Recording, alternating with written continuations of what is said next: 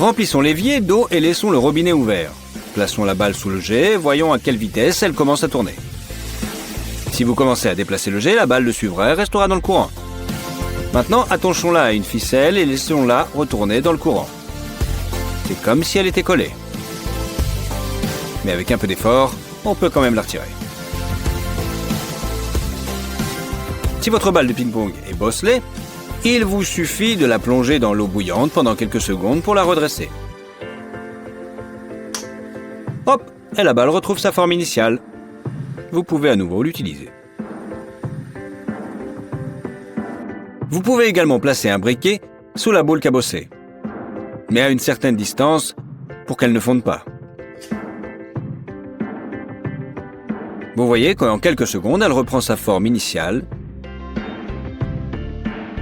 et rebondit comme si elle était neuve. Pas mal, non? Allumez le sèche-cheveux à sa puissance maximale et placez la balle dans le courant d'air. Elle commence à flotter dans l'air, se déplaçant de haut en bas. Elle reste dans le courant même si vous inclinez le sèche-cheveux. Ajoutez une deuxième boule et elles flottent toutes les deux.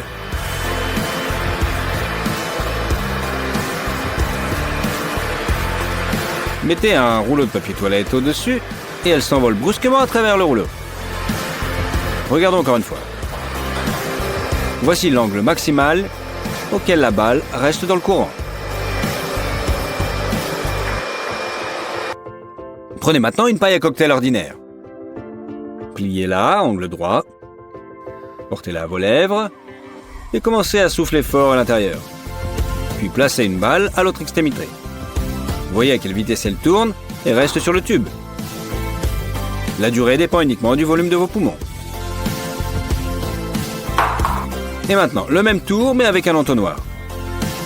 Soufflez dedans et la balle commence à tourner. Même si ce n'est pas pour longtemps. C'est plus difficile qu'il n'y paraît.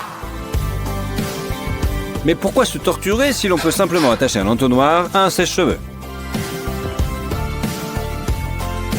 Voyons ce que cet appareil peut faire.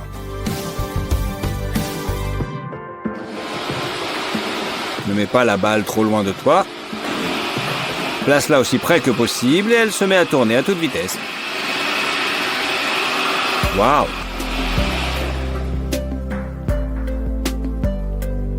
Voyons à quelle hauteur une balle rebondit habituellement et si l'on lui donne pas d'accélération. C'est plutôt pas mal, mais il est sûrement possible d'aller plus loin. Bien sûr que c'est possible. Prenez un verre d'eau plate. Il ne doit pas être trop grand. Juste assez pour que la balle soit au centre et qu'elle flotte.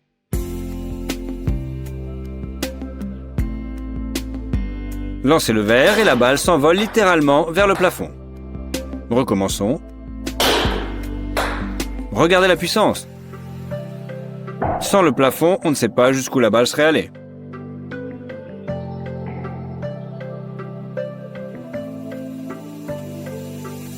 Avez-vous déjà mis le feu à une balle de ping-pong? Comparons son processus de combustion à celui du papier. C'est une flamme puissante. Elle la fait même bouger. La balle brûle tellement plus vite que le papier, qui l'eût cru? Impressionnant, dites-moi. À ne pas recommencer chez soi.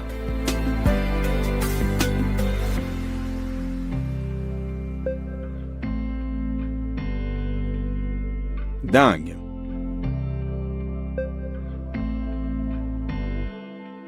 Nous prenons maintenant une balle et la découpons en petits morceaux à l'aide de ciseaux.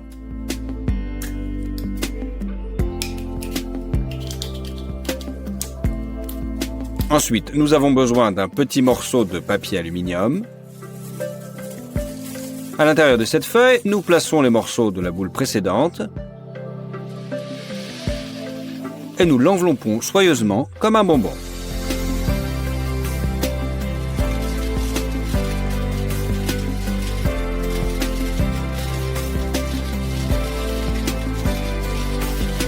Ensuite, nous appliquons une autre couche de papier aluminium, elle aussi bien serrée.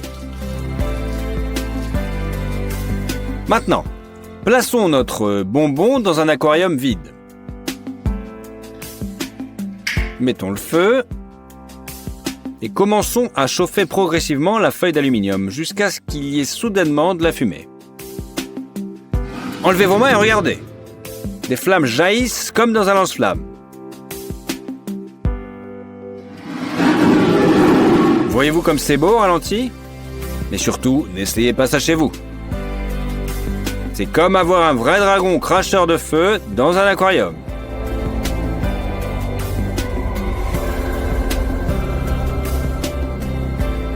Parfois, on obtient une bombe fumigène au lieu d'une colonne de feu.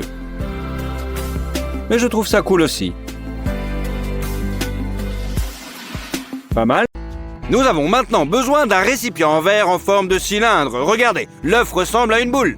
Oh, la réfraction de la lumière? Ok, soyons sérieux, posons sur un plateau en plastique sur le récipient et celui-ci un rouleau de papier toilette avec un œuf sur le dessus. D'un coup, nous faisons tomber le plateau et le rouleau sous l'œuf qui tombe exactement dans le fond du verre. De plus en plus compliqué, il y a maintenant 3 œufs et tous sont dans le verre. Hop là! Et pourquoi pas 5 maintenant? Cette fois-ci, nous utiliserons des œufs durs. Faites-les bouillir et enlevez la coquille. Faites bouillir de l'eau dans une bouilloire. Attention à l'eau bouillante, cela peut faire mal. Versez-la dans une bouteille et, lorsqu'elle est chaude, versez-la dans un bol. Placez l'œuf sur le goulot et observez les merveilles de la physique. L'œuf est littéralement aspiré. Vous entendrez un bruit sec? Regardons de plus près. Un œuf dans une bouteille. Vous pouvez faire la même chose avec un morceau de papier en feu. Le feu brûlera tout l'oxygène à l'intérieur de l'œuf et se rétractera encore plus vite. Pour ma prochaine expérience, j'ai besoin d'un aquarium comme celui-ci. À quoi ressemble-t-il? Nous remplissons l'aquarium presque à ras, bord avec de l'eau. On casse un œuf cru à l'intérieur. Il tombe directement au fond. Avec nos doigts, on fait une sorte de petit tourbillon. L'eau et le blanc de l'œuf le rend visible. Regardez, c'est une tornade d'œufs. Et au milieu de la tempête, il y a bien sûr le jaune d'œuf qui ne pense même pas à s'étaler. Contrairement au blanc d'œuf, dont les particules ont déjà été soufflées dans tout l'aquarium. Pas mal, non? Pour la prochaine expérience, nous aurons besoin d'une coquille vide, mais je vais d'abord vous montrer comment la fabriquer. Il faut d'abord percer 2 petits trous sur les côtés opposés de l'œuf. Maintenant, on prend une bouteille en plastique et on fait un trou dans le fond. On remplissait de l'eau qui commencera immédiatement à s'écouler par le trou. Mais pour l'instant, nous allons le boucher avec un doigt. Fixez l'œuf préparé au goulot de la bouteille avec la pâte à modeler et retirez le doigt du trou. Mais un petit peu plus tard.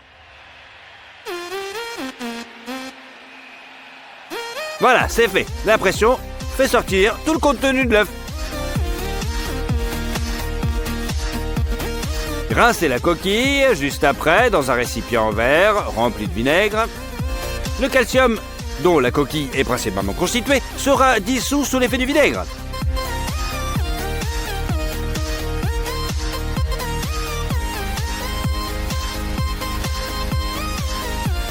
Normalement, la pellicule intérieure reste cependant intacte.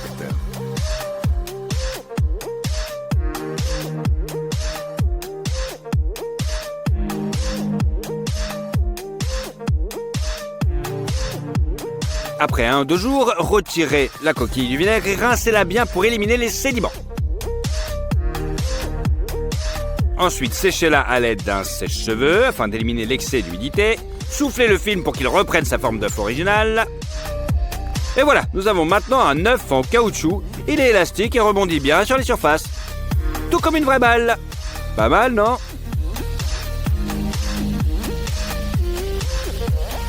Alors, dans cette expérience, nous travaillons avec des produits chimiques. N'oubliez pas donc d'utiliser des équipements de protection. Et on prend un œuf vide, comme dans l'expérience précédente. Ainsi qu'un cure-pipe inodore, de l'eau et de l'alu. Dissolvez le cure-pipe dans l'eau et ajoutez l'aluminium pour démarrer la réaction chimique. Lorsque les vapeurs d'hydrogène commencent à s'échapper du goulot de la bouteille, nous le bouchons avec notre œuf vide afin qu'elle s'accumule à l'intérieur de la coquille.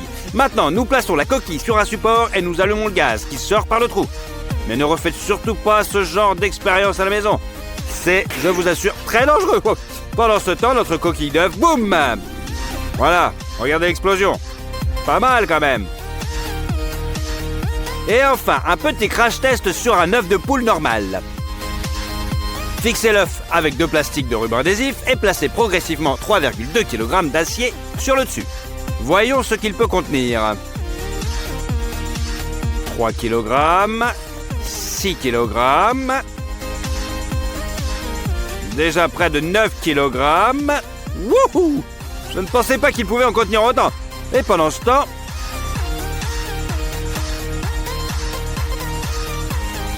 le poids est déjà de 16 kg. Attention. 19 kg. Mais voilà, c'est trop pour notre œuf. La charge maximale d'un œuf peut supporter se situe donc entre 16 et 19 kg. Il est quand même vraiment plus résistant qu'il n'y paraît, vous trouvez pas ?